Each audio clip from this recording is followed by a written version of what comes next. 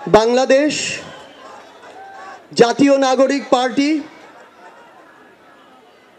1947, 1952, 1971, 1971 পরে এই একবিংশ শতাব্দীতে নতুন আরেকটি অধ্যায় 2024। আমরা এখানে এই 24-এর অভ্যুত্থানে ফ্যাসিস্ট বিরোধী যে লড়াই করেছি, খুনি হাসিনার বিরুদ্ধে আমরা যারা ঐক্যবদ্ধভাবে লড়াই করেছি, বাংলাদেশের ফ্যাসিস্ট বিরোধী সকল রাজনৈতিক দলের মতের, ধর্মের, বর্ণের, বয়সের যে মানুষ আমরা আজকে এখানে ঐক্যবদ্ধ হয়েছি। আমরা প্রথমেই কৃতজ্ঞতা জানাতে চাই বাংলাদেশের ফ্যাসিস্ট বিরোধী লড়াইয়ের যত রাজনৈতিক দল ছিল যারা আজকে এখানে উপস্থিত হয়েছেন, আপনাদের প্রতি আমাদের অন্তরের অন্তঃস্থল থেকে কৃতজ্ঞতা। আমরা শুধু আপনাদেরকে একটা কথাই বলি, একটা অনুরোধ করি। আমরা বিশ্বাস করি যদি ওই 5 অগাস্টে খুনি হাসিনা জান নিয়ে পালিয়ে যাওয়ার পরে আমরা এই বাংলাদেশ নিয়ে যে স্বপ্নগুলো দেখেছিলাম সেগুলো আমরা বাস্তবায়ন করতে চাই, তাহলে আমাদের এই রাজনৈতিক দলগুলোকে ঐক্যবদ্ধভাবে কাজ করতে হবে। আমাদের যে কোনো একটি বিষয়ের পক্ষে বিপক্ষে কথা থাকবে, যুক্তি তর্ক থাকবে, কিন্তু দিন শেষে যেটা দেশের জন্য, দেশের মানুষের জন্য মঙ্গলকর, আমরা সবাই যেন সেটাতে ঐক্যবদ্ধ হতে পারি। আমরা বিশ্বাস করি আমাদের এই রাজনৈতিক দলগুলোর মধ্যে যদি এই মিউচুয়াল রেসপেক্টটা থাকে, আগামীর বাংলাদেশ হবে অপ্রতিরোধ্য বাংলাদেশ। আমরা আপনাদেরকে অনুরোধ করি বাংলাদেশের সরকারি যত কর্মকর্তা কর্মচারী আছে তারা যেন আর তাদের দায়িত্ব পালন বাদ দিয়ে তোষামোদির রাজনীতিতে লিপ্ত না হয়।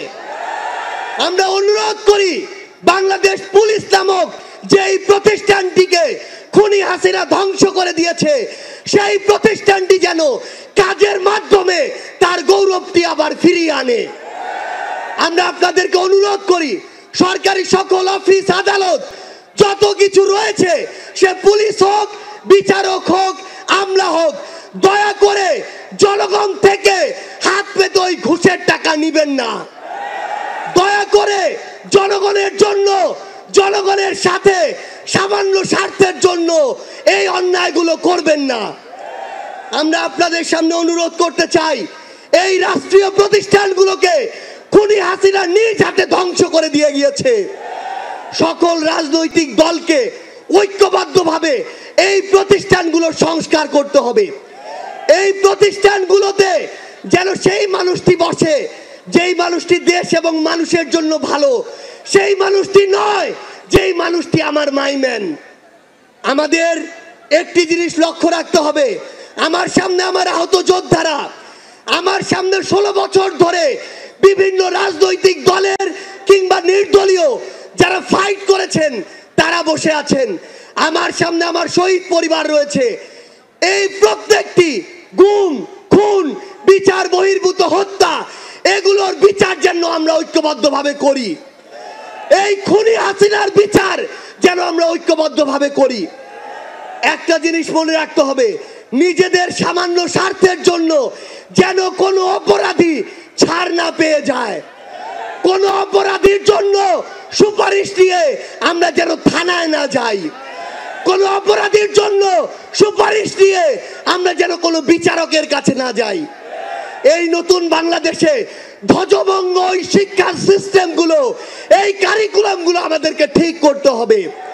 এই বাংলাদেশকে বাংলাদেশপন্থী হিসেবে গড়ে তুলতে হবে।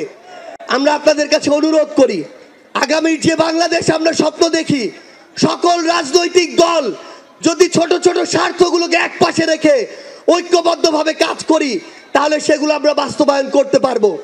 এই মঞ্চ থেকে আমরা যেন এই শপথটুকু নিয়ে যাই, এই ছোট্ট জীবন সৃষ্টিকর্তা যাদেরকে গুরুত্বপূর্ণ দায়িত্বগুলোতে রেখেছেন এগুলো তাদের কাছে আমানত স্বরূপ। আমরা যেন এই ছোট্ট জীবনে এত বড় দায়িত্বের আমানতগুলো দয়া করে খেয়ানত না করি। আমরা আপনাদের কাছে অনুরোধ করি আমাদের রাজনৈতিক দলগুলোর মধ্যে কেন্দ্র থেকে ওই একদম গ্রাম পর্যন্ত, রুট পর্যন্ত যেন নিজেদের ভিতরে সুস্থ একটি প্রতিযোগিতা হয়। দয়া করে যেন আমরা কাউকে প্রতিপক্ষ না মনে করি। আমরা যদি যারা বড় রাজনৈতিক দল রয়েছি ছোটদেরকে ধীরে ধীরে সামনে এগিয়ে যেতে না দেই, তাহলে আমাদের মধ্যে ধীরে ধীরে এমন একটি মানসিকতা আসবে, যেই মানসিকতা হয়তো আমাদেরকে ধীরে ধীরে একটি স্বৈরাচারী আচরণের দিকে নিয়ে যেতে পারে। আমরা যেন সব সময়, আমি সহ আমরা সবাই খুনি হাসিনাকে দেখে যেন শিক্ষা নেই। আমরা আপনাদের কাছে অনুরোধ করি, আগামীর বাংলাদেশকে আমরা ঐক্যবদ্ধভাবে গড়ব। এবং একটা জিনিস শুধু মনে রাখবেন, দিন শেষে দেশ এবং মানুষের স্বার্থকে সবার আগে রেখে যদি আমরা এগিয়ে যেতে পারি, তাহলে আমাদের কাঙ্ক্ষিত বাংলাদেশ সম্ভব।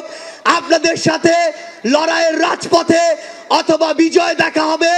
সব সময় বাংলাদেশের এই নতুন আজ যে পার্টিটি জন্ম নিতে যাচ্ছে, সেই পার্টির সাথে থাকবেন, সমর্থনে থাকবেন, দোয়ায় রাখবেন। আপনাদের সাথে আবারও দেখা হবে রাজপথের সংগ্রামে অথবা বিজয়ে। ধন্যবাদ সবাইকে।